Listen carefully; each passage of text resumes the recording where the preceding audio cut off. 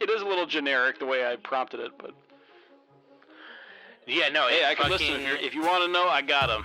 The robot is telling me. The robot is telling. Is he like fucking Nick is being controlled by a custodian? Like we just talked about this.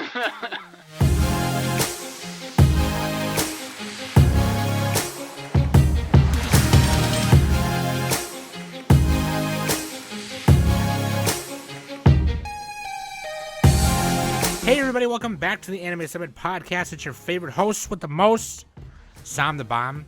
And of course with me every week is Knock the Chalk. Ready for the action now, Danger Boy?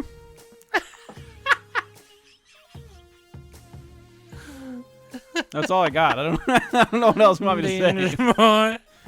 Danger Boy. What an Dude, intro to an episode. Danger Boy. Dude, yeah, freaking Danny has this week off because she's busy peeing. She had to pee today. She was like, guys. Danny's monthly pee. No, bi-monthly pee. God, could you imagine only peeing twice a month? I would love that. That would suck. Like all you get like poisoned. Yeah, but what if you're just like your digestive system is just so good? Oh It's yeah, just yeah. It just evaporates from your skin in a piss mist. Sudi went to culinary school with somebody who they only crapped like once a week. I know somebody who's like almost at that level. Oh, really? It's crazy to me, dude. This sounds like Crazy an Aeon to me. Flux episode, kind of. Sounds like an Aeon Flux episode. These cats shit like 15 times a day to clean their boxes. Anyway, Nick, I thank you for bringing that up, Aeon Flux, because that's what we're talking about today, fool. Aeon Flux. And you may be going, well, Sam, that's not an anime, that's an MTV cartoon show, you bitch. First of all, shut up. This is our podcast, we do what we want, okay?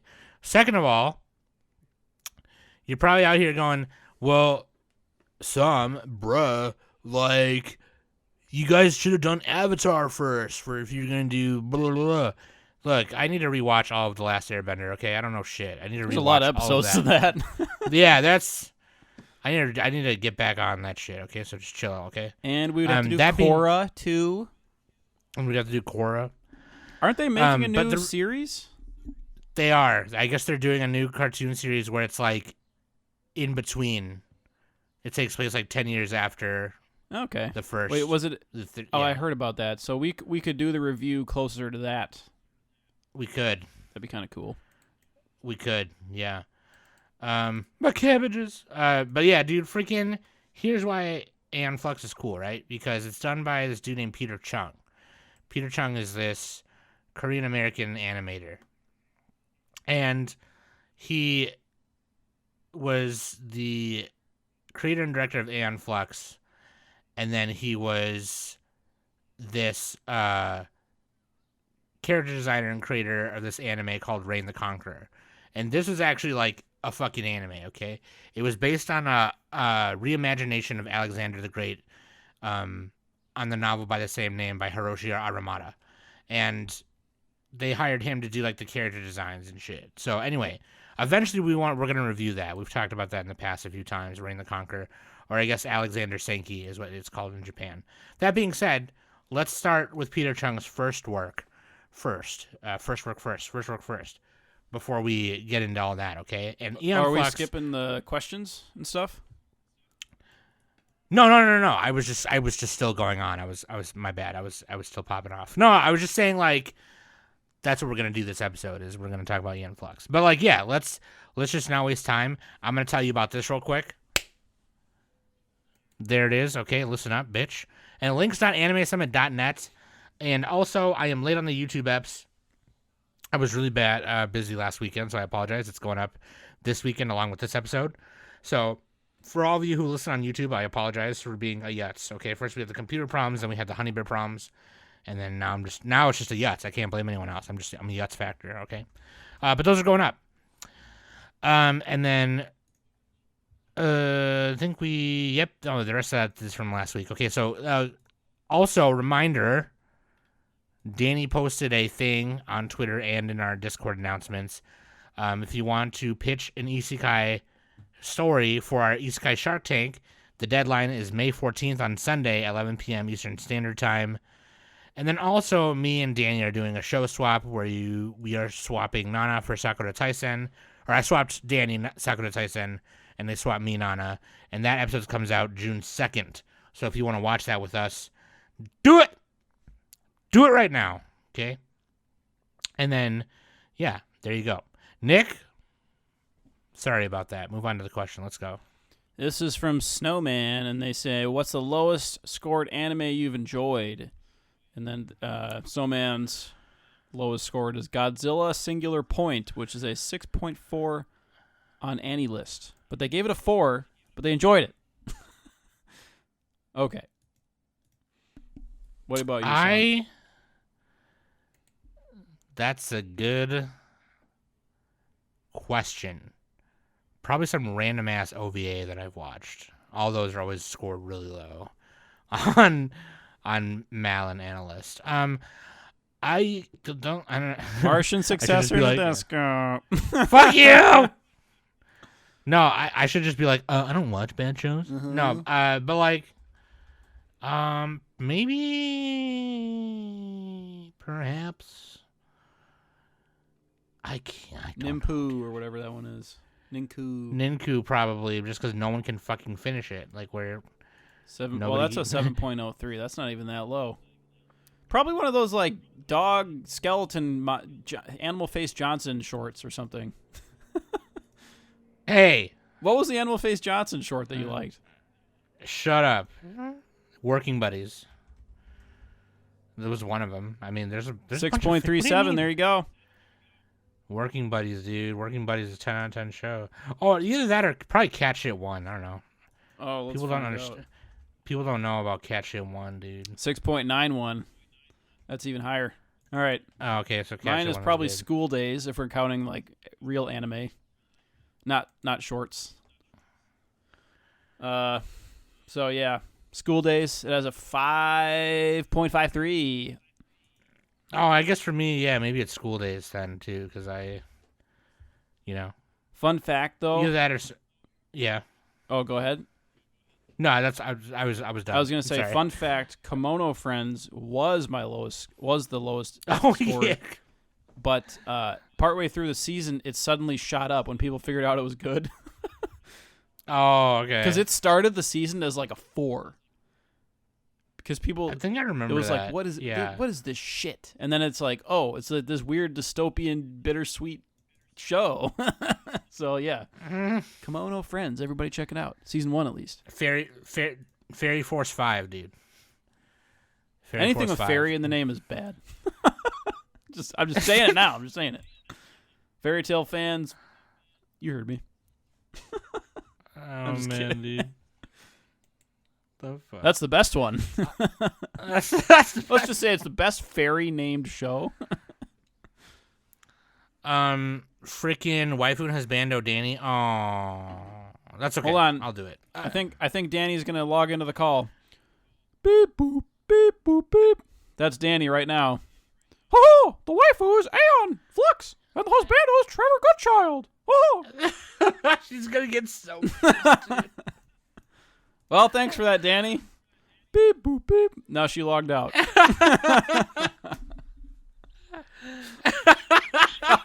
I'm doing like a Skype login.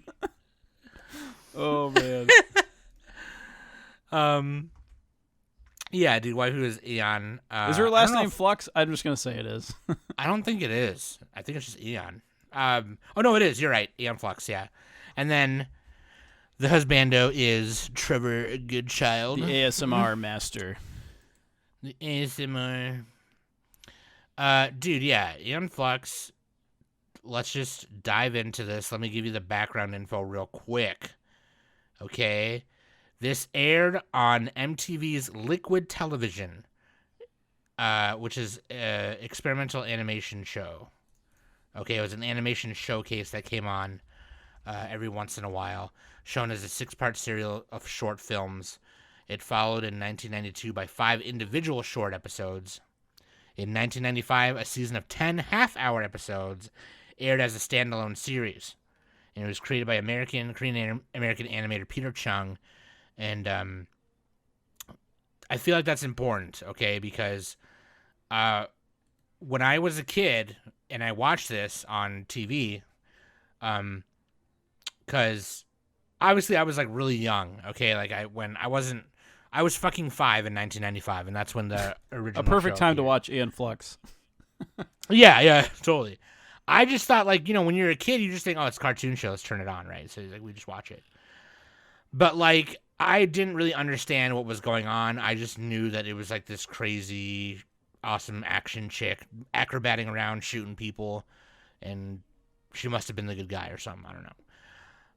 And then later, when I was older, and then they showed, Reign the Conqueror, I was like, oh, this is the same guy who does that, because they said that they showed it on Adult Swim.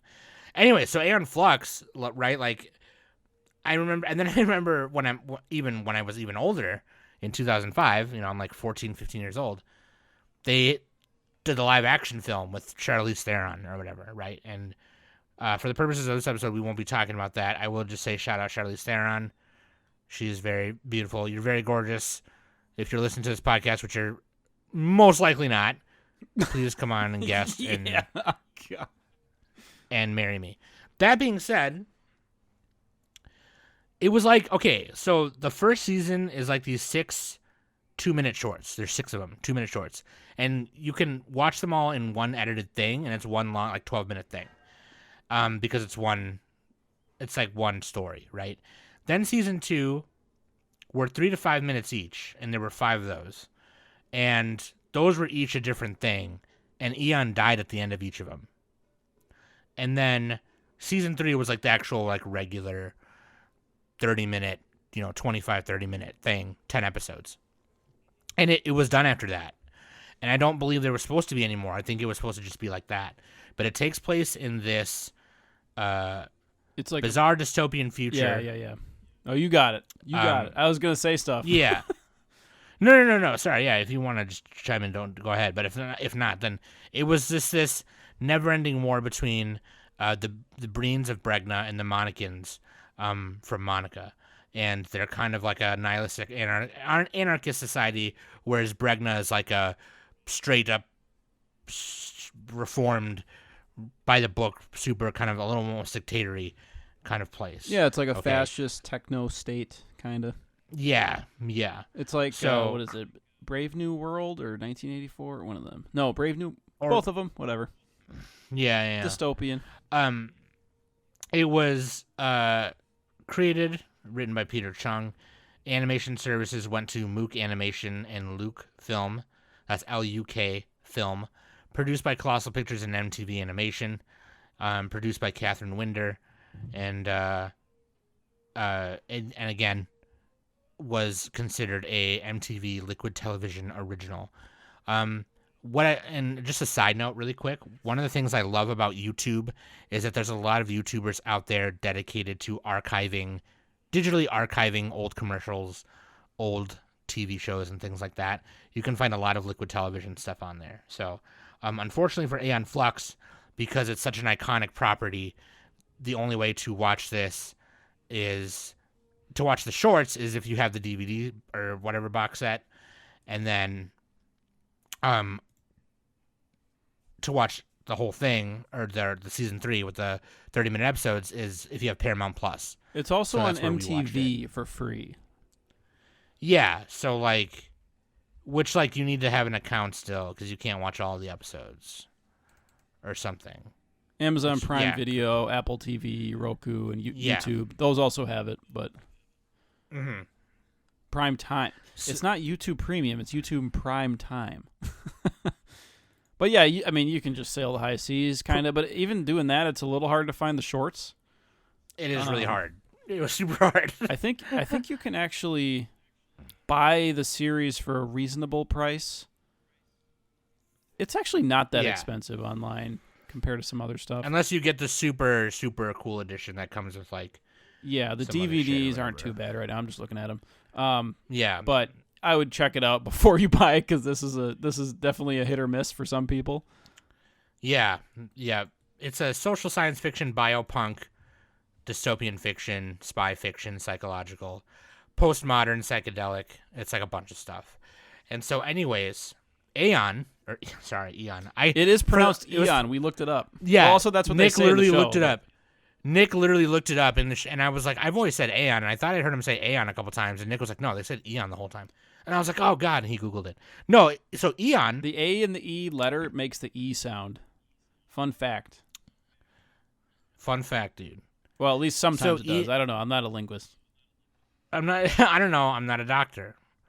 But Eon is this Monican who lives in Bregna. She's an assassin, kind of. She's an assassin. She's like a terrorist, pretty much. Yeah. Assassin's not the best word. She's like an infiltrator.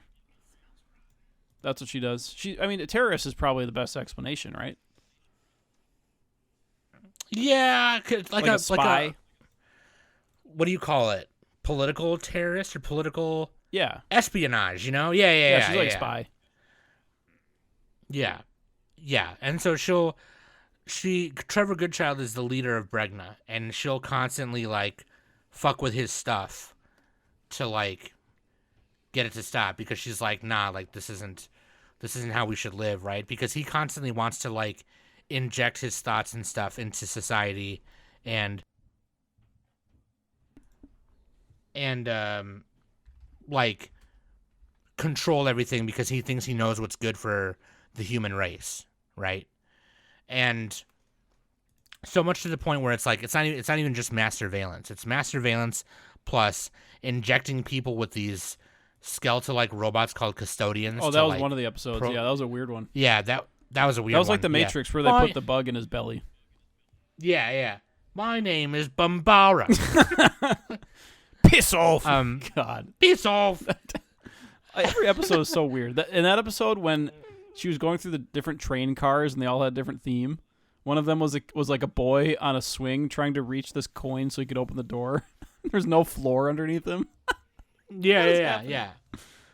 And so me and Nick will try our best to kind of quickly, not summarize, but, kind of quickly walk through each ep. And because each episode... Yeah, we should do that. We should talk about the shorts first, I think, though. Good idea. Quickly. Yeah, sorry. The thing about it is, like... I didn't write, like, a dossier when we started this, but yeah. Well, at first you told us to just skip them, because technically you can skip them. Also, they're hard to find, but, like... I did, yeah. I think it's worth watching at least the pilot, and then the rest of them are very short. They're like 4 minutes each, and the pilot's 12 minutes. And there's very little dialogue, so you can get through them pretty quick. Yeah, the pilot, 12 minutes. It's like the 2-minute shorts all edited together. But it's so trippy. Like, you could spend a bunch of time analyzing each one, honestly. Yeah, you could. Yeah. So let's do that. Let's start with that pilot. So it starts with you might have seen this before. It's a famous scene where a fly gets caught in Eon's eyelashes and chills on her eyeball for a little bit. And then it cuts to a battle between Monican agents and Breen forces, with Aeon like kind of just moving through this fortress and just mowing down everyone like a badass, because that's what she is. She's a badass. She's flipping and acrobatic around, super spy, shoot you 5,000. Matrix style, literally Matrix style, going through people. And what we come to find is we find Trevor Goodchild has like, he's seeing that these people are dying from this disease, and not just like one side or the other. It's like everyone. It's the skin disease that's whatever. And Eon's trying to get to like where Trevor is, which is like his room at the top of this fortress. He tries to find an antidote for this toxin that this toxic beetle is like spreading to people. And then Aeon is going to assassinate Trevor.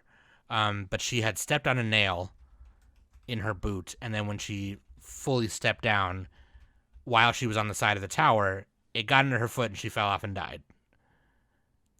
and then she goes into like this second dimension, which you think is heaven. Is pretty much heaven, I'm pretty sure. And then that's it. And then they torch her apartment. Like, it goes off that like she died, right? So then the government like is like, oh well, burn everything in her house down, and they burn her apartment. And then that's it. That's it. That's literally Yeah, in each episode she dies in a different way. In the second one. Yeah, the one I described was just the initial pilot. Yep. Well, and yeah, the direction is really interesting too. The way they frame everything, like where she steps on a nail, and you see the nail every few seconds. It's like, oh, what's gonna happen with the nail? Well, she's probably gonna step on it, and then like clearly this is building up to something weird. Yeah, she steps on it, and she just falls because that would fucking hurt. There's something there with like, yeah, I don't know. I don't know what it is, but there's something there with like the fact that she like did all this hard work only to be taken down by a nail. And then also the fact that whoever is controlling her, like the government, just discards her like nothing. Like they explode her body, they blow up her apartment and all that.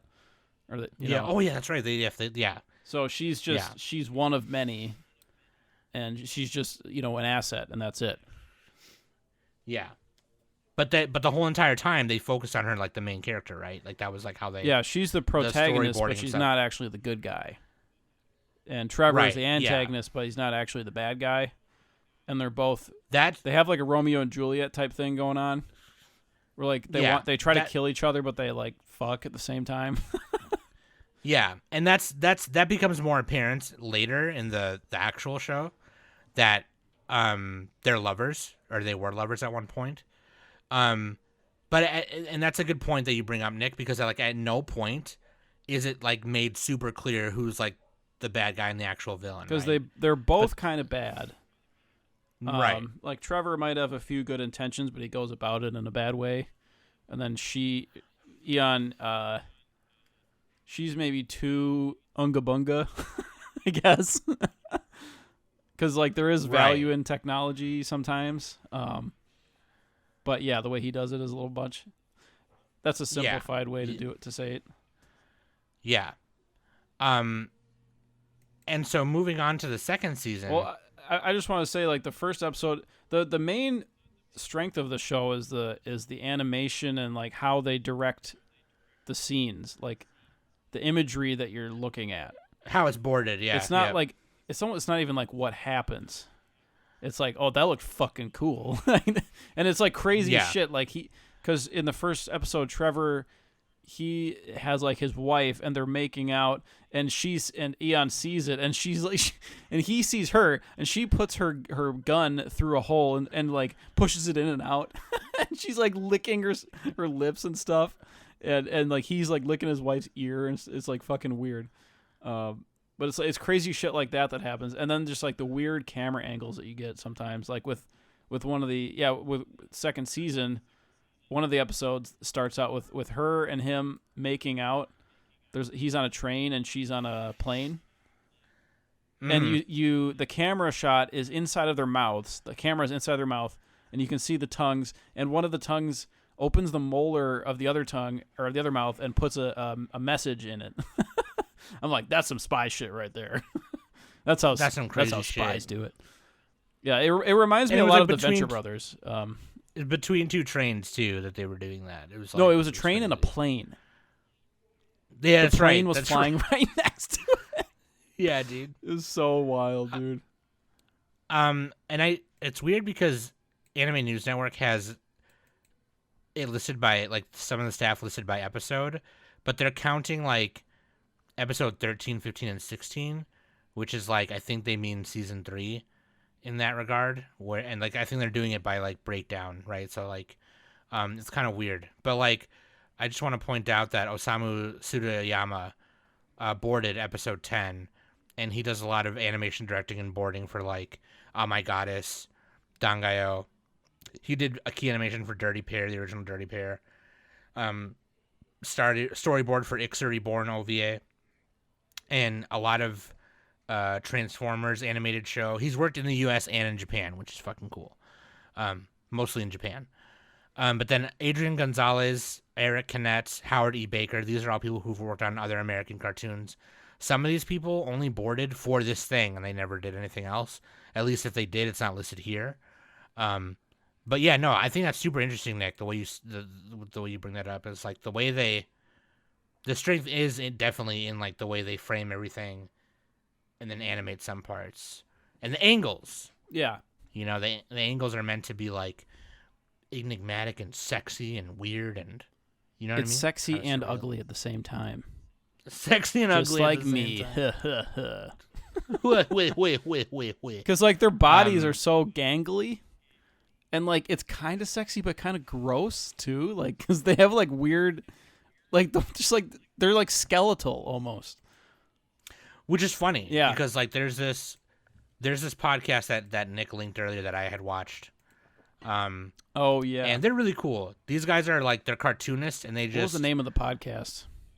cartoonist kayfabe. Okay, that's right. Yeah, So, they do a good job. Yeah. Cartoonist, one word, and then the second word is kayfabe, like Kayfabe. Yeah.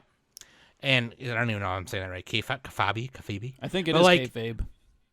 But they have like other cartoonists and animators on. They just hang out, and it's really cool. And so they did one with Peter Chung. And one of the things he said was they asked him like what his process was of like telling a story in each episode, and he was like I always kind of just reverse engineered it. I wanted to think about a question that's hard to answer or that begs a long discussion, and then I want people to think about their answer for that question. And so how do I make the viewer think about that question? And then I go back and say, how do I make the episode make them think of an answer for that question? So he would he would start there and then go backward. And so, which is really interesting because it really did leave me puzzled, of course. At the end of every episode, I'm like, what was the point of that? Or like, what was... Yeah, they made it so you could rewatch it. That's why that was part of his goal. And there's a few episodes in season 3 that I do want to rewatch, the ones that are 30 minutes. Well, yeah, they're like 20 minutes with no commercials, but yeah. No commercials, yeah. And so, anyways, which kind of begs, and this is why I want to rewatch season 2 as well, which we'll talk about right now. These are 3 to 5 minute shorts. They're really easy to watch. And so the first one's called Gravity. And so, like I said earlier, at the end of each of these season 2 shorts, Aeon dies. So like sometimes at the beginning. And you kind of I kind of question that thing in itself as well, because it's like, well, he didn't want to make another show allegedly. He's like he didn't want it to become a show, so he would kill her. I don't know. Maybe that's really? that's a rumor. Damn. Okay. I don't know if that was it. That sounds weird to me because wouldn't he want more work? But maybe he didn't want her to become like some kind of overpowered character or something.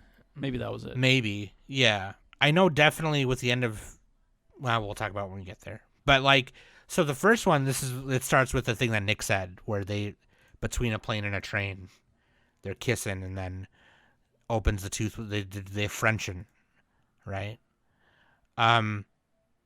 She's about to then she jumps off the plane, and then she sees some like shady shit happening as she falls down on the edge of like a canyon. Some of Trevor's men like replacing, trying to get something off of from the side of the edge of the canyon or cliff. I want to know what is the meaning of this episode? This one I didn't know, because it's all this crazy mission that she's on. She gets in this one she gets caught up in the rope that she's using. As she's falling, she like shoots a grappling hook at a bridge or something, and then her neck snaps at the end of it. I assume that it was kind of like, because for me, right, when I started watching it, because I had never seen these shorts until now. The only thing I had seen as a kid was like the show, the season 3. And the episode's called Gravity. Okay, she's and so I the whole assume, yeah, and so I assume that it was. I made the assumption like, oh, she's gonna get out of it because she's Aeon, right? Like she's a super duper cool acrobatic spy with all these gadgets. She'll be fine. And it's like, no, it's still, and then she shoots the thing, and it's like, okay, yeah, see, she's fine. And then no, it still killed her. The gravity still killed her. And it was just like, oh, okay, never mind. Yeah. Like, so what was the object they were pulling up? Like, just some kind of scientific thing? Was it a supernatural alien? What was it? Like, was it nothing? I took it as, I mean, I don't even know what they were. I don't even know what Trevor's men was trying to do in that episode. All I know is that, like, for me, the way I took it was, well, gravity's gravity. You can't beat that, dog. It's like, I don't fucking know. Well, it's like the movie Gravity, right? With was it Sandra Bullock or whatever? Sandra Except Bullock she doesn't and die, and she lives. Yeah. Spoilers. But like, that's not really a spoiler. I mean, you had to know she was gonna live. It's an American. But like, yeah, no, thing. The bad guys never win. The bad guys never win, dude. That one I'm not sure. I just took that as like, there was this object they were trying to pull from the side of the cliff, and I know there's this analogy where it's like, if you got your hand on someone over the edge of the cliff, and you have like something pinning you down above you, the person that you're holding can't see what's pinning you down, and you can't see what it's like from her view. You know what I mean? So maybe it had something to do with that, but like, I don't know. I have no idea. This is something this is something. I'm trying to look it up right now, and I'm having trouble finding it. Yeah, a lot of this I'm content with, like, kind of not knowing, because I really just don't fucking know. Because I did try to ask myself at the end of each of these shorts what the purpose was. I guess this is like one of those ones where it's like you'd have to ask Peter Chung. At the same time, he might even just tell you that he wasn't sure, or that maybe it was left open to whatever we wanted. But like, I don't think so, because he did say in that interview, like, he started with an idea or a question and wanted to make the viewer think about what their answer would be to that question by going backward. So if you can find it, let me know. I'll just keep moseying along here so we can get to the real show. But I think it might even be like nothing. It could just be like another science thing that Trevor was working on, and she got distracted, and that was it. Because that's what happened. Yeah, she got distracted, and then that could be part of the theme there. Also, I think in real life, if you were falling from that height and you hit terminal velocity, you would not be saved by a rope. You would fucking die. Yeah. Well, although people have survived from that height, if you land just right, like, you can survive. But you have to land. You have to basically land in, like, you have to, like, hit trees and like brush and mud and stuff in order to live. Because if you land in the water, you're dead. But anyways, like, if you're watching like the cartoons, or like, oh, aim for the water, it's like you're probably gonna die if you hit the water. Because there are a lot of reasons. Anyway, the amount of force and everything. Well, because water turns into like concrete if you're going at it from that, and you're gonna bounce off of it and stuff. Yeah, like the way it works. Well, I heard a story of people diving in the water and then it shoots up their nose. Oh yeah, that's the other thing that kills you too. Yeah. Like, you have to perfectly plug all of your orifices. So you, like, what you do is you cross your legs, and then I forget the name of it. There's a name for this maneuver. You cross your arms in front of your face. Yeah, and you plug both nose holes, and I think you plug your ears, your mouth, and your eyes. Yeah, your eyes. I think your ears are more so like they would have to get in there or be pointing down rather. So like, I think your ears are fine. But yeah, you got to go feet first. Feet first. Yeah. Anyway. Gravity. If you're ever falling from a very tall height into the water, plug your nose, close your eyes, feet first, and try to angle cross a your little legs. bit. Yeah. Oh shoot! I don't know which way you want to angle. But I think you do want to angle. I don't know. Maybe not, because like if you hit your head, you're gonna die. Yeah, no. This is totally a sidebar. Anyway, I got too distracted by that. Totally sidebar. Oh my god. Okay.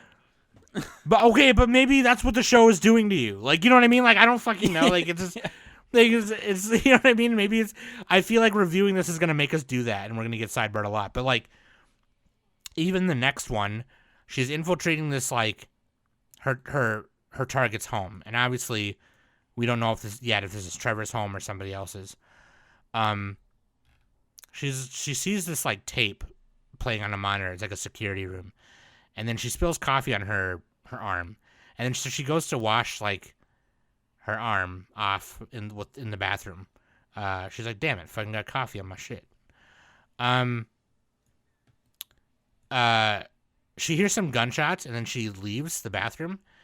And the target that she was going after gets killed. And then she gets shot by the same person who shot her target. And then she is dying. She's kind of facing upside down, facing the room with the monitor. And the monitor has like not very good picture, right? And she realizes that it's probably because the air vent is blowing the faulty wiring behind it. So she shoots the temperature control knob, disabling the air conditioner, which stops from blowing on the wire, which then makes a clear picture on the monitor. And as she's about to die, she sees on the security camera who it was that came in and shot everyone, and it was Trevor. And then she dies. And that is like, I feel like it had something to do with like the reflection in the mirror when she was in the bathroom and the monitor. It had something to do with like both show a reflection, but like only one records. Yeah. And that's like life. No, I'm just kidding. It's like some kind of, they make a car that runs on water, man. Yeah. Just think of that 70s show. Oh, man. I'm just over here like, I'm like, it runs Our on children's water, small. man. are children small or just really far away? Yeah. Oh, man. That one I have no idea either. I don't have any idea about most of these season 2 shorts. I feel like this was just another kind of thing like that wanted to maybe just show some experimental animation kind of. There was like a certain kind of way they animated her like in the security room where she like wanted to like check like the VCR or whatever that was recording the camera. And the way she crawled up on the table was like kind of like this weird, like a spider. Position they put in. Yeah, like a spider. Which is funny because like earlier Nick said something like, all the character designs are like they're all tall and gangly and whatever, and she's like Jack Skellington. And Peter Chung mentioned that in that interview as well. He was like, previously he worked on Rugrats as an animator. Yeah, you mentioned that earlier, right? I did not. Oh, okay. Maybe I did thought I? you did. Anyway, it's fine. Maybe Rugrats, I did. One of my favorite childhood shows. It actually is.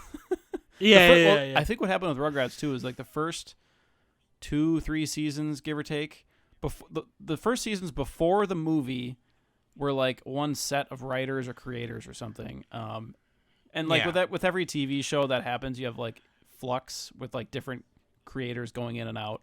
Like The Simpsons had that. Everything has that. And like the first original seasons of the Rugrats were crazy. Like it was wild. They also had a shot of inside the mouth, like in the pilot. They did. Yeah, that's right. Yeah, and just like really trippy stuff happens in Rugrats too. And I think Peter Chung just wanted to like, because one of the things he said was like, I wanted to animate things from like weird angles to show like different kinds of movement and everything, and you can't really do that with like little babies. So it's like another kind of reason that kind of like helped trigger the idea of Aeon Flux in my mind. I wanted to see these like tall, gangly characters doing like flips and acrobatics and things like that. That's why I designed Aeon to be like this super spy who needs to do all that stuff, and I designed her to be like this kind of really skinny, long kind of, character. And then everyone else just kind of looked like that. If you watch Reign the Conqueror, Alexander Sankey, a lot of the characters are like that as well. With the help of Osamu Tsuruyama. But anyway, the next one, Leisure. We should hurry up with these shorts too, so we can get to the regular story. Yeah, Leisure is like... That's partially my fault. I went off on a tangent about diving.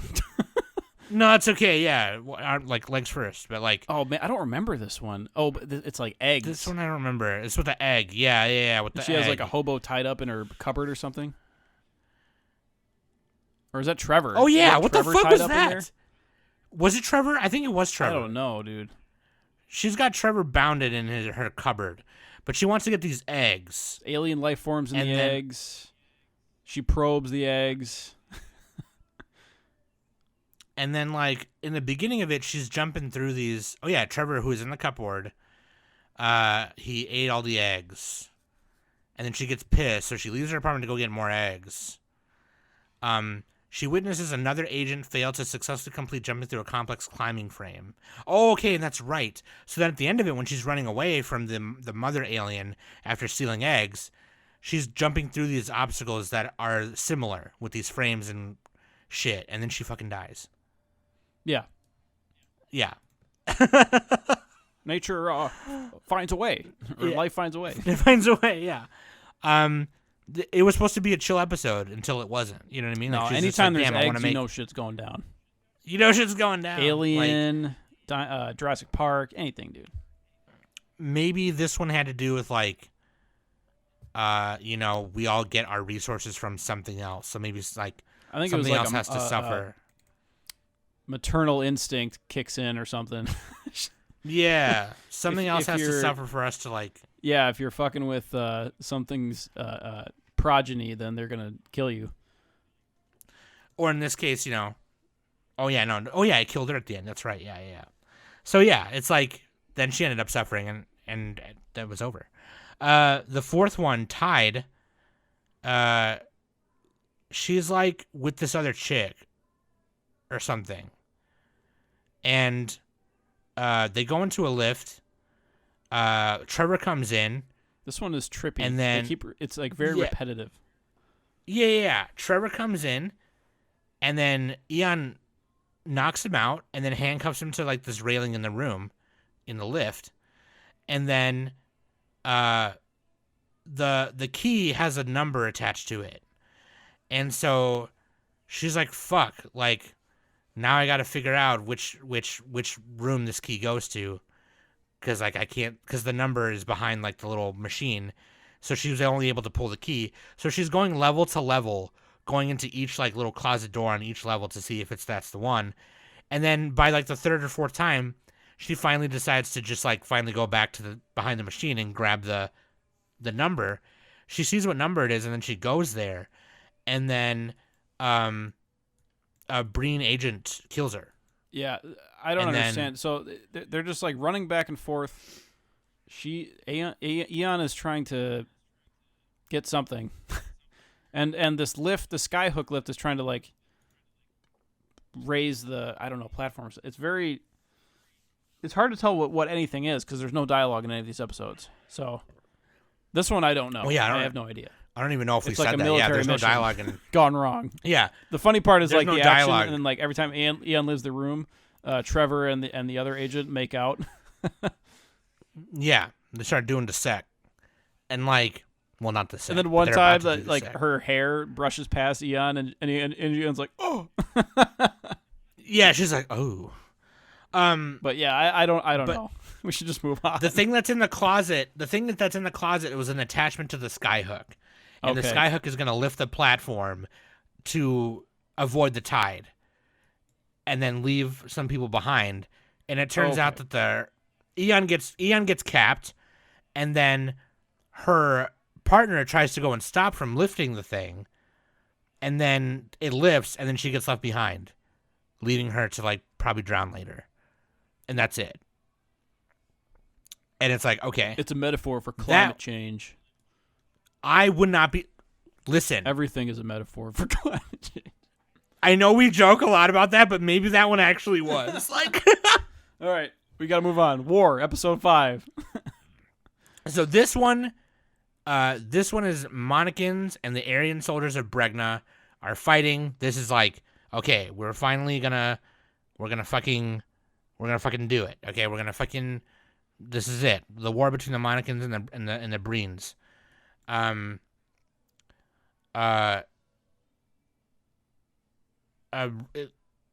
this one, I don't even remember this one. Okay. This one was weird. So apparently, like, it's like this other agent. You follow or this other guy because he kills Aeon right away. Oh, that's right. She dies right away because he executes her. She's like trying to seduce him, but then is thwarted, and he does that, and then he goes on this rampage, which is really cool looking. Like he's like going down a zip line on his feet, and just shooting like on both sides and just killing bodies. And then and then at the end, like another agent ends up, I think, killing him, and they break through this base. Yeah, that's about it. And then, she dies at the beginning. And then the Breen agent who infiltrates the base and frees someone who seems to be her lover from his cell. They run pursued by guards, but are heading towards a pool of grease started when the Monican opened the gate. And then that was it. I don't think the summary is that important. It's just like, what is really going on here? No. Like it's war. I think the pilot episode did a better job of this, because in the pilot episode you have Aeon shooting up this whole place, killing like hundreds of soldiers apparently, and there's pools of blood. There's like literally a lake of blood, and one guy is drowning in the blood, and there's a sickness going through humanity, and there's a vaccine that Trevor developed, and so this guy is drowning in blood and he's sick, and then this female soldier comes up to him, and she's also sick, and she sees him, and like his head, like, oh yeah, does Aeon do it? Or no, the female soldier props his head up. Somebody props his head up with a gun, because he's about to choke on the blood. But then the gun, like his earpiece starts like hitting the gun, and the gun is shooting another soldier who's underneath the blood. It's like making these bubbles come up. It's so fucking crazy. It's like Mad Max level almost. It's weird. Oh, Mad Max is That's a good. Just because like all the weird like decorations and shit they're wearing. Yeah. Yep. But I think that was a better job than this one. This one is like a little too crazy. Yeah. That being said, oh yeah, and in the pilot too, Trevor, he sloughs or like scrapes a bug out of his finger and sloughs off some shit from his wound, and he drinks. He puts it on a cracker and he eats it. Oh yeah, that's right. Yeah, why did he do that? He just I don't know, dude. He likes the taste of himself. He likes the taste of himself, which, like, when you realize who Trevor is, like, that makes sense. But, like, so with season 3... So I would say definitely watch the pilot. Yeah, definitely watch the pilot. Season 2 is a little crazy. Yeah. Season 3... Well, season 2 made sense to me. I think the first episode is the best one of season 2. Or my favorite one. Season 2... Or episode 2 is pretty decent, yeah. With season 3, and we're not going to... Yeah, we don't have time to do for everything. We're gonna go a little less deep. We should have actually gotten a little shorter on those ones too, but now we know. Well, not only that, but also just because we wouldn't be able to do it justice because of how these are crafted. We could, but we'd have to like sit down and write out very carefully. We'd get like ChatGPT analyze these episodes. Oh shit! I should have done that, dude. Let's see if this works. All right, go ahead, Sam. Start talking. I just want to say, like, well, no, I think regardless, I think if we want to sit here for 4 hours and do that, sure. But for the purposes of our podcast, I think mostly, for me, the way I took it was more of a visual thing. And with season 3, we added voices. We're doing full half-hour episodes now, and with commercials, obviously. And all that nonsense, right? But like, there was still a story to tell in each one. It was episodic, right? Just like the season 2 shorts. Each of these 10 episodes were episodic, and they each had a story or a theme that they wanted to tell. And at the beginning of each episode, it does a little summary of saying like what's happening. Like, oh, it turns out that Trevor found this new way to do this, and Aeon attempts to stop him or something. And it gives like a quick synopsis of what the episode or how the episode's going to start or what's going on. And the first one, they're talking about Trevor rising to power and how he's doing mass surveillance, and how Aeon is like, dude, no, right? And then also like, yeah, so it's like mass surveillance but the benefit is no crime, right? So yeah, and the there's Trevor no freedom, but also no crime. right, and Trevor captured This Clavius. one's crazy, dude. This other Yeah, politician. he captured the previous chairman Clavius to like rise to power on his own, and he puts him in this kind of weird visionary area with this armor on him, this little amulet on his chest that makes him experience the flow of time differently around him, and it's fucking weird. So then he's like perpetually stuck in there forever. And so the episode's called Utopia or Deuteranopia. And so this is kind of like it's kind of nice because it sets up the rest of the show as like, okay, like this is Aeon's side and this is Trevor's side. What's okay and what's not, and whatever. And so like it's again, the rest of the show presents itself, each episode being a new kind of conflict or a new kind of question that you have to like ask yourself, is this okay or not? And because the show will not flat out tell you which side is which. You know Aeon is the main character and that she has good intentions. You know Trevor is the bad guy, but he has good intentions. So it's like, where's the line? And you never know, and it never flat out tells you. And so I think from the very beginning, it was to kind of uphold this like ambiguous these ambiguous ethics in order to like inspire thoughts in you, right? I've kind of always said that like my favorite way of like, you know, telling artists to kind of like, you know, whether not necessarily in like my manga or anime art, you know, or in Fist of Summon or anything like that, but like, you know, it's like I see things and then I draw them or write them and I report them back to whoever else, and I kind of like I want to turn things around, make people question things. And I think Aeon Flux does a very good job of that because each episode is this new thing.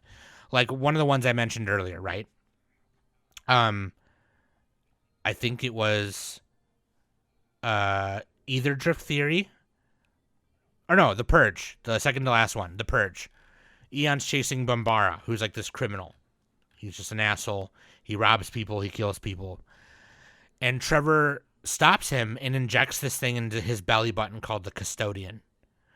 And then the Custodian... What a name for an artifact. Yeah. It's like a magic thing. The Custodian. It's like this weird, really skinny stick figure and robot thing. And it turns Bambara into a good person. So much of a good person that he meets this kid selling balloons who's missing an arm. They go to the hospital, and Bambara gives him an arm. He cuts off has his own arm removed, and sews it, and they give it to the kid. And so the kid's walking around with like this really huge arm, and then a really skinny arm. And then Bambara is now walking around armless. Not armless, but missing one arm. Yeah, and this episode's about like, is it moral to enforce morality or to like inject it into people? Are we being controlled with or without the Custodian anyway? Oh, because like Aeon had one in her, or she did, right? Or didn't she? They didn't tell you. They didn't fucking tell you. Well, because at the end she walks past the tank looking at one, and it's making the same motions that she made to open the lever that she opened at one point, and like, yeah, right, it's fucking crazy. So this it's one's like, worth a rewatch for sure. So like, was she being controlled by some outside consciousness that she like that society has like morally ingrained in her, or did she have a Custodian in her already, and the one that she saw in the tank was a spare one? Or was she just bluffing the whole time? Or yeah, like, because that's the kind of shit I mean. Aeon, like, Aeon is crazy. Like, she will use her body to do anything, really. And all of the agents and, you know, spies like her do the same thing. Like, a lot of them modify their bodies too. Aeon doesn't modify her body as much. The one which episode was it? The one where they were traveling. Shoot, they were going through this like DMZ zone, like with like turrets and shit to get to the other city. Oh yeah, because it's Monica and Bregna. So they're going in between the cities. Her and another agent were doing that. I don't remember which episode number this was. And the other agent was like super modified. Like she had hands for feet, and she had like she had shit, like she'd open her tongue and like she could shoot a zip line out of it, and like her hands / feet also had that like wheels and shit. Yeah. Yep. So like so then that way she could like backflip, and if she didn't flip all the way, it didn't matter because she could grab onto it with her hand. Yeah, they're like spider monkeys. And Trevor modifies his body too. Like he's got like a flotation device and everything. And so it's cool. So I like the one you were talking about, the Purge. That was interesting. The Purge, yeah. There was I keep thinking of the Custodian. It's like this coat hook looking stick figure basically that's made out of metal. And it dives into your belly button, Custodian, like Matrix style. It really does look like some Phyrexian Magic the Gathering shit. It honestly does kind of look like it could be some weird mechanical controlling device. Oh, yeah. It's completed. Completed. The second episode as well, Isthmus Crypticus, is really good. Yeah, we're just going through our favorite moments pretty much because we're running a little long. Because... and my apologies because I thought this was going to be a little shorter, but now that we're actually another few minutes. Now that we're in the shit, I'm like, holy fuck, I'm really thinking about this more than I was when I watched it. I think it's better to talk to somebody else about it, honestly. Yeah, this is the type of thing that if you didn't hate it the first time, you'll probably like it a little more the second time. But a lot of people are going to hate the show the first time, so I feel like Danny did not like what she saw of it. She did not enjoy it, yeah. Isthmus Crypticus was kind of cool because it kind of showed how we might treat another race of sentient humanoid beings. And so, like, Trevor was keeping this, like, avian bird person in his, like, lab. And because he was in love with her because she was beautiful. And then he was keeping her lover, which is another hot griffin bird man, in the other like side of the lab. And then Aeon was like, we gotta go rescue this dude. Oh dude, I'm chat GPTing the themes now. Let's go. I gotta know. I just say list the themes of it. It is a little generic the way I prompted it, but yeah, no. Hey, I can listen if you want to know. I got him. The robot is telling me. The robot is dude. Is he like fucking Nick's being controlled by a custodian? Like we just talked about this. No, I'm just kidding. I choose to believe but like what I was programmed to believe. What I was programmed to believe. There's one called the Demiurge too, which Hold kind on, of looks at God. I typed it in, Sam. Let me say the themes of Isthmus Crypticus. Oh, did you? Okay, go ahead. What is it? What did it tell you? Ethics of cloning, betrayal and loyalty, and let's see, fragility of power. All right, I'm not going to read what they wrote about it because we don't have time. We don't have time. Yeah, dude, we're running a little long. My bad. Well, okay. Yeah, the Crypticus episode reminded me of Led Zeppelin a little bit. With what's that bird? Not the bird. The guy who flies too. Oh, like the Houses of the Holy. He flies too close to the sun. Icarus. Yeah. It reminded me of that. Which is funny that you say that because the girl that was like translating the bird talk, she fell in love with the guy and then he flew away with her and then she got that bug disease from the original short as they were flying away. Oh shit! Yeah, she got something. Yeah. Which like the bird people were like immune to or whatever, and that's another reason why Trevor wanted to like kind of hang out with them. In bird culture, that is considered a dick move.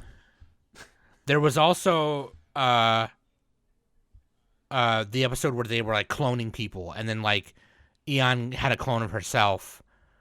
She let herself get cloned, and then she switched spots with the clone. That was a crazy one. That's nuts. what made me think in the last in the Purge episode. Where did she get the custodian? The cloning episode made me think that maybe she either did get it and fought against it or didn't get it. But either way, she had the power or something. You know what I mean? Because in the clone episode, she fully fucking clones herself and like is willing to take any measure to get what she wants. Yeah. And then that's when the connections between these episodes start happening. Last time it's for like, everything. Okay. That's episode 4. Oh, okay. And then, dude, like, okay, so that cloning shit, right? Is that who was dying at the end of each episode in season 2? It was just a different Aeon we were seeing every time. Probably. Well, yeah, because in the pilot too, they kind of resurrect her, and then she turns into this like foot fetish model or something. Yeah. So fucking random. If you haven't seen it, then none of this is gonna make sense.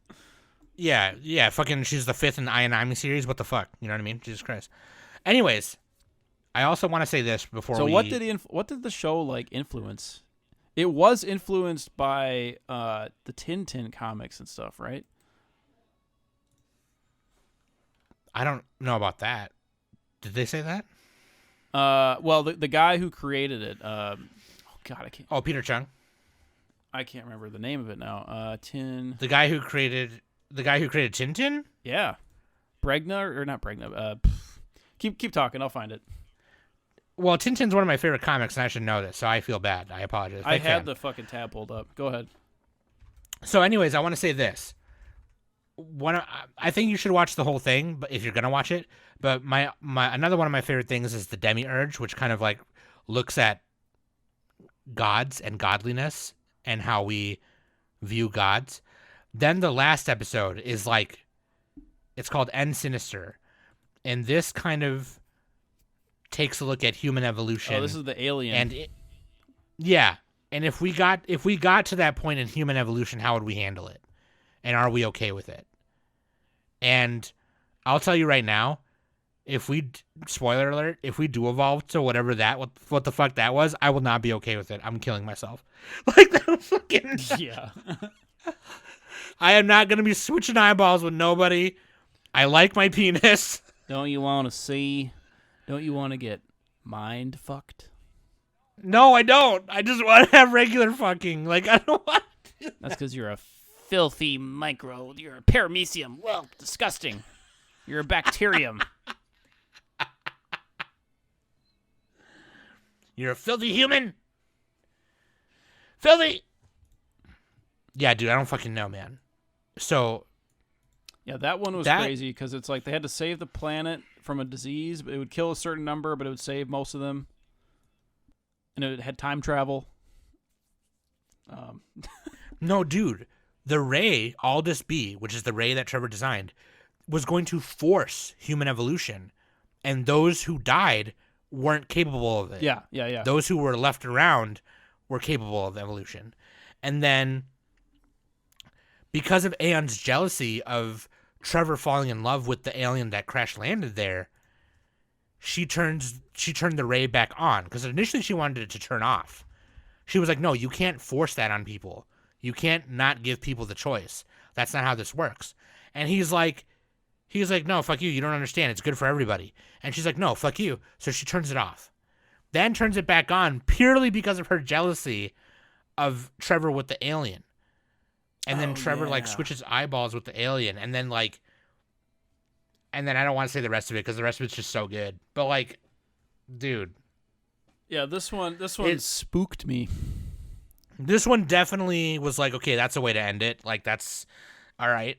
It's really funny when you can see, like, you know the meme of the anime shot where it's like their characters are talking and you're looking at the girl's panties. This one is like the characters are talking. You can see Aeon through the alien's torso because there's a giant fucking hole. It's just 2 legs and shoulders and a head. That's all it is. Yeah, there's basically no spine. Yeah. They don't need to breathe. They don't need to have Yeah, they don't need to do anything. sex. They just exist. Yeah. And that's what we all wish we could be, right?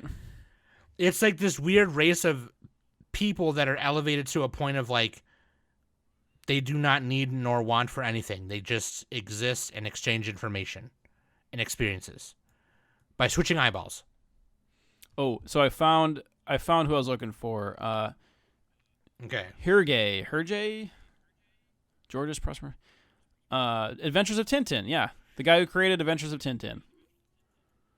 That was one of the influences that Peter Chung stated, and also the last 5 episodes were directed by Howard E. Baker. Peter Chung helped write for that, but Peter Chung directed the first 5, I think, and then Howard E. Baker directed the second 5 for the long episodes. Yeah.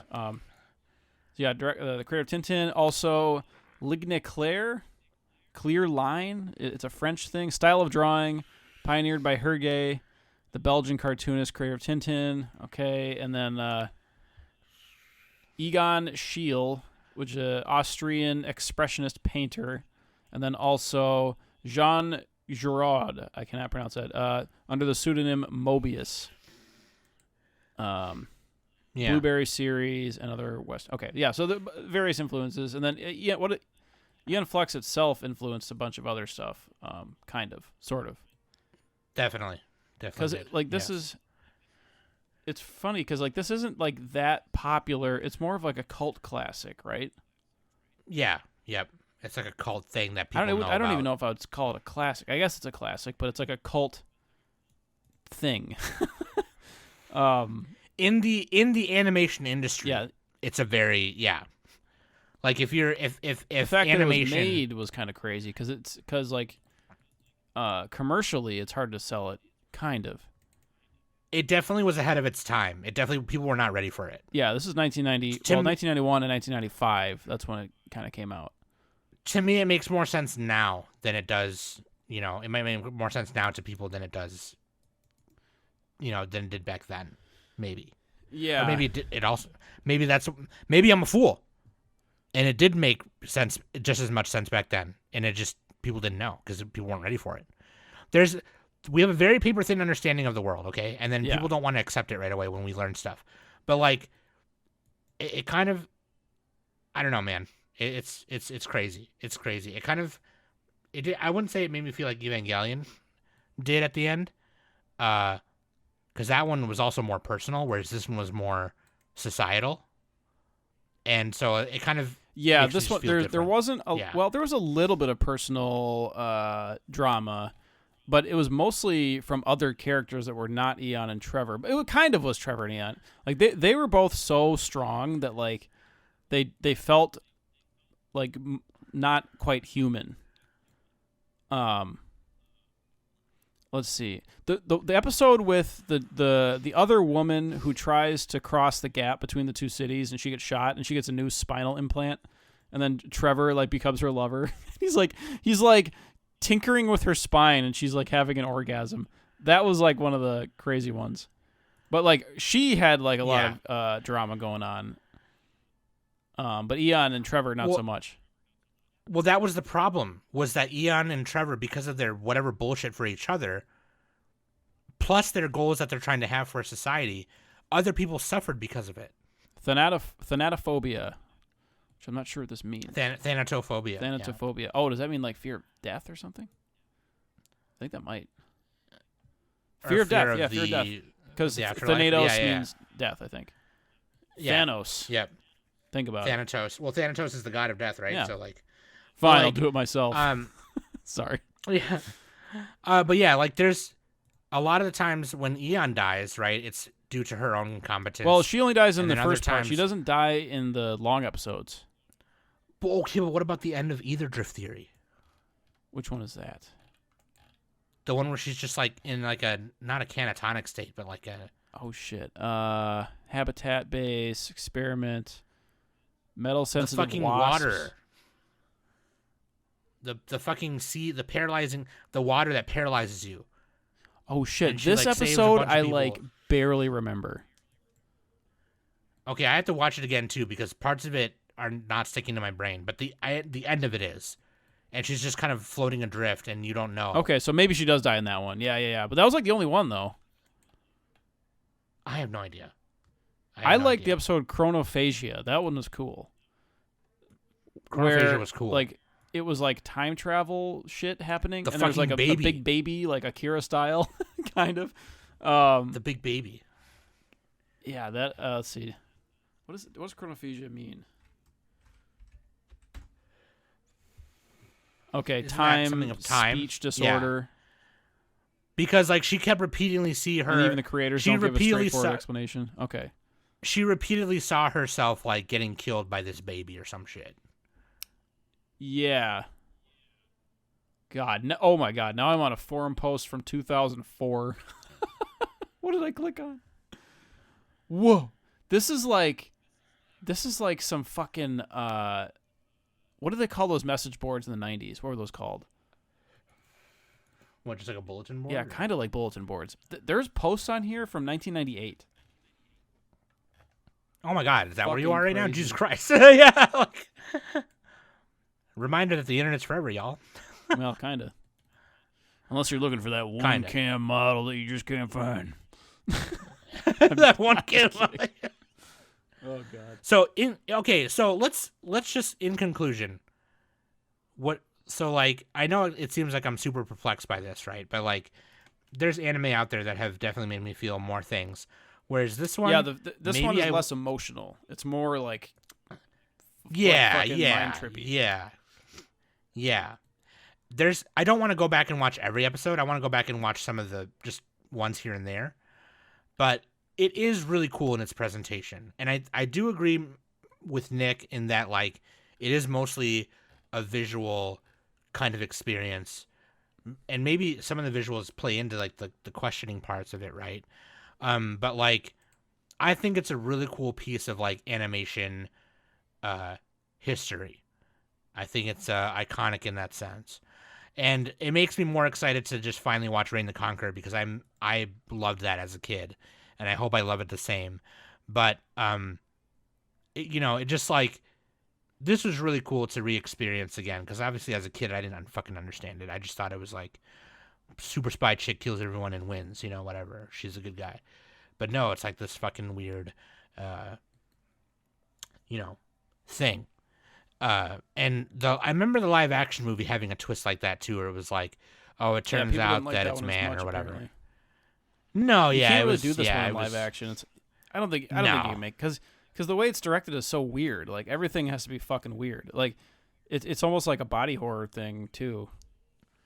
It's like there's definitely some body psychedelic things to it shit. that was like, yeah, like the modifications and the custodian and the belly and.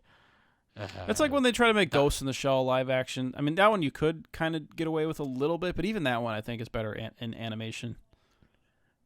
That's a good comparison. Yeah, that's it. Yeah, and I don't know how much yeah. this influenced Ghost in the Shell. Probably not at all, because it was only a few years before it.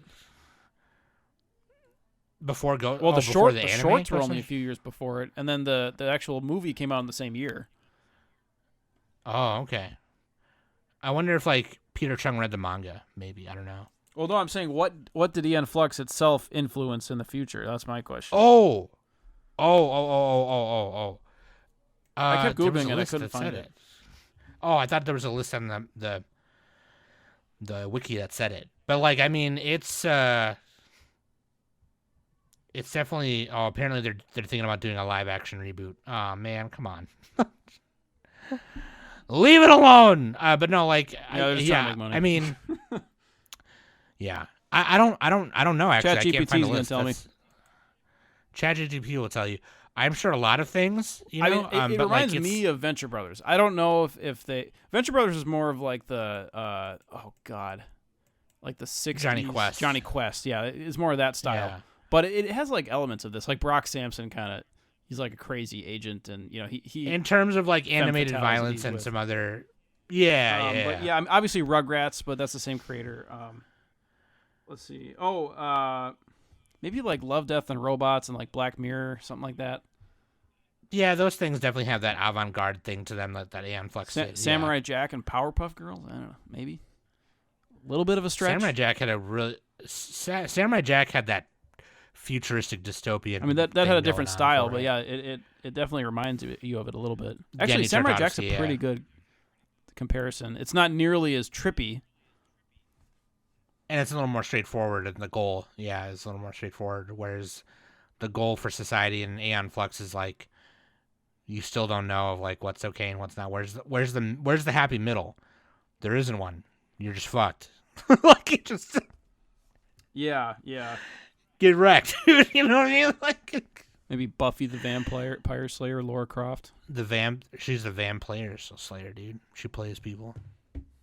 Dude, yeah, I don't fucking know. I'm gonna go. Tell us. Yeah, if you know, tell The us. Matrix, Like, if we a missed. little bit.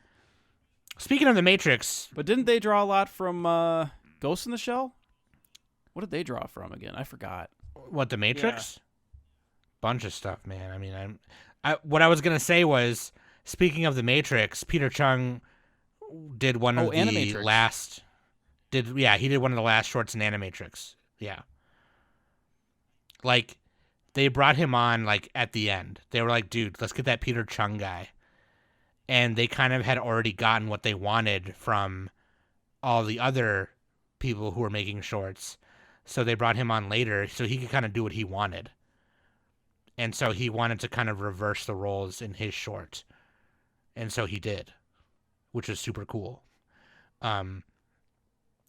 He did Matriculated. That's the name of it. The short is Matriculated. And you'll know right away it's Peter Chung. You'll know right away. The style is so distinct. Like, you know it's Peter Chung and they're in his character design and his work when you see it. So, but yeah. Anyways, I think for experiencing Peter Chung's work, it's just really fucking cool. And everyone should just at least watch the shorts, maybe. You know what I mean? It'll take you like 20 minutes total to watch the pilot and the season 2 shorts. And then if you want to watch the show, it's on Paramount Plus again. And what it's on have you. various But, other services. yeah. That being said, Nick, what did you think? And Yeah, so at the end of the day, Aeon Flux. at the end of the day, Actually, my clone was the one doing this podcast the whole time. So oh I could watch god, the NFL draft. Haha. This was like, it was unenjoyable to watch, but also kind of intriguing, if that makes sense. It was unenjoyable sometimes, but also like I couldn't peel away. that is exactly It's how like I felt. it's like Yes. on The Simpsons when they eat tobacco. I hate it. Give me more. Yeah, this is definitely not like traditionally. It's not a traditional like story like style. So, if you want to like explore crazy concepts and ideas in a animated form, then this is definitely for you. But if you just want a traditional story with like, the all the tropes and the story beats and the character drama and the feels, if you want the feels, this is not really for you. And I'm more of a feels person, I think. And I think if you're little, well, it's weird. I think Aeon Flux gets a little too abstract sometimes, but it's also cool. So, I don't know. Like like Evangelion is like does this better, I think, because that also gets abstract, but you have these characters that you care about. It's hard to care about Aeon and Trevor because they're so powerful,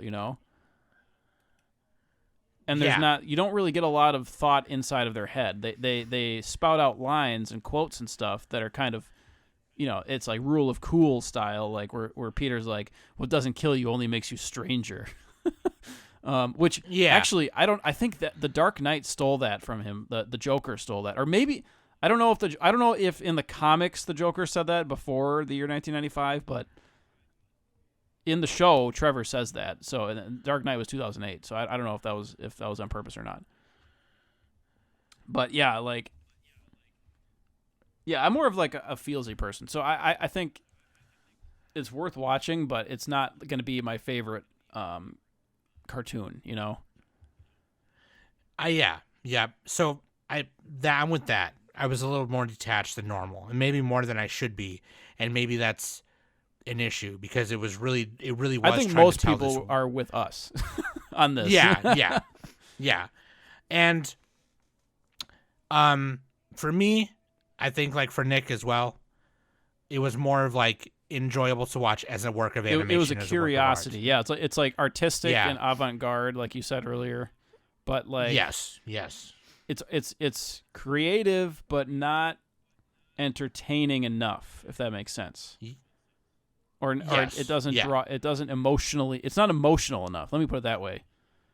And this is Yeah. where a lot of Yeah. things fail. If you're trying to be too symbolic and you lose the emotion, then it can't be a 10 for me personally. So. Yeah. And this is what sidebar, by the way. This show is like a post-apocalyptic thing, and like creators nowadays are trying to make climate change movies because climate change is gonna fuck us up. Like the movie Don't Look Up, and that one was kind of funny. Right. Sometimes they did an okay job on that one, but I think you could do even better. You don't even have to make it like direct. Like at least Don't Look Up was like a meteor. It was just like a spoof on it. It was like ridiculous. It was straight up. Yeah, it wasn't like some weird like societal. But I think you can do a better job. thing. Like this is why, again, I'm going to go back to Evangelion. This is why Evangelion is so good, because it's a metaphor for so many things. If you can Yes. make a story Yes. that's entertaining in a traditional sense, but that is also a metaphor for whatever cause you're doing, without being preachy about it, which I think Aeon Flux got a little bit preachy a couple times. It got a little or a little pretentious a couple times. I don't know. I mean, not way too much, but like a tiny bit, I would say. You got to ride that line, and it's hard to do. I'm not a fucking expert, so I'm not a writer. I probably couldn't do it any better. But I'm not. Neither am I. Yeah, that's why my manga is very simple story. Guy's an asshole. Let's go kick his ass. That's all it is. yeah, I mean, sure. And Nick is just like there, but he's also the strongest. That's all it is. You got to make a character that Nick. represents climate change, Sam. Maybe they're pompadour. maybe they have a receding hairline. Just like our coastlines, dude. Oh. every volume, their hairline gets farther up. Oh man, It's a metaphor for climate change. and they have to keep getting in the shade of the pompadour man. Oh man, I can't even like give this show a score. Like I don't know. I'm not gonna Question I'm not mark gonna out of score it. 10. To be contendered. Yeah, I don't know, because like I'll just say this. I think Very influential and cool, yes, but not that Yes. entertaining to me. if you want to consume it in a short way, watch the shorts or just watch Matriculated in Animatrix. You know what I mean? Just because Peter Chung's work is definitely more artistic and he's trying to say a message, sure, but like to me it comes across more visually avant-garde than story-wise, which like I still get the story. I understand what the questions are being posed. I get that. Well, some of them I don't, but like I'm with Nick. I'm what Nick said pretty much. I do think we need more mouth cameras. We need more mouth cameras, dude. That's what I'm I saying. want to see the mouths. That's what I'm saying, dog. That's what I'm saying.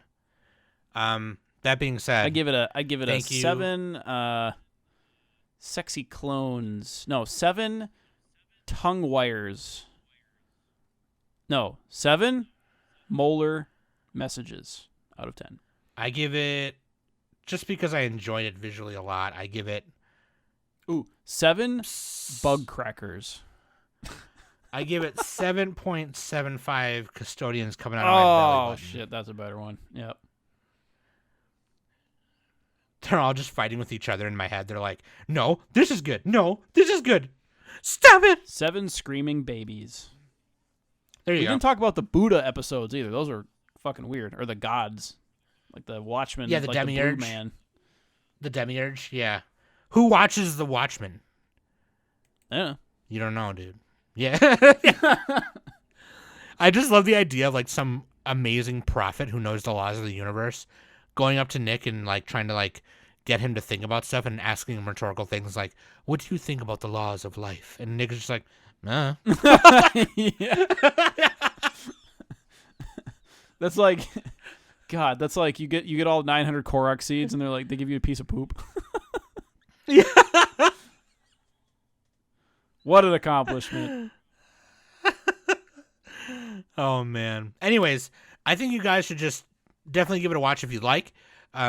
It's very cool to experience. I think it's a cool animation marvel, in my opinion. That being said, thank you for listening every week and supporting us as we continue to honor the Pacho And get excited because next week is first impressions of spring. Second I'm winter. excited to. Yeah, next 2 weeks is spring first impressions. So let us know what you're watching and all that good stuff, and we will let you know what we think of what you're watching. I'll tell you right now, I think it sucked. Well, in the meantime, Giguk and Glass Reflection have made videos, so check those out. I actually really enjoy how Glass Reflection tries to watch every the first episode or whatever of every show, every new thing. Yeah. And he kind of tells you, he's like, okay, what am I keeping? What am I not keeping? Yeah. Which is kind of like, and he keeps changing his rating system because people can't figure out which one is good and which one's bad.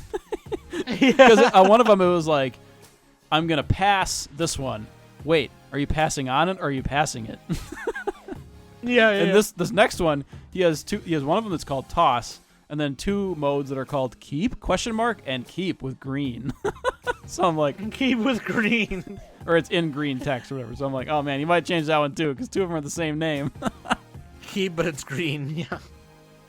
It's like those pie charts where it's like would I have sex with anime pillows? Yes, but in blue. Yeah. Also yes, but in blue. Anyways, love you guys. Thanks for listening every week. I've been Sam. That's been Knockington of the 5th Dimension. Climate change. Hell yeah. Deuteronomy. Let it all burn. The rapture's gonna take us. And this just cut. We're done. I'm tripping now. I don't even know what I'm talking about. Why did you do that in a redneck accent?